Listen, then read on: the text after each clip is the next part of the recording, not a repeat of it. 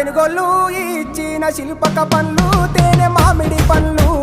తీయంగా దిందామె తీరొక్క పండ్లు చిలక నేరేడి పండ్లు కాపంలో ఇచ్చిన మక్క కంకులు అవి పాల కంకులు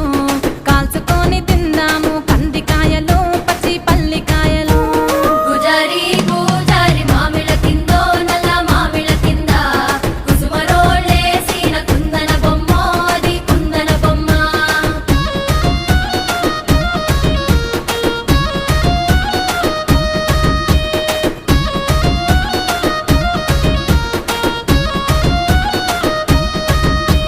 బెస్తోలు పెట్టిన పచ్చి చేపలు అవి వట్టి చేపలు కమ్మంగా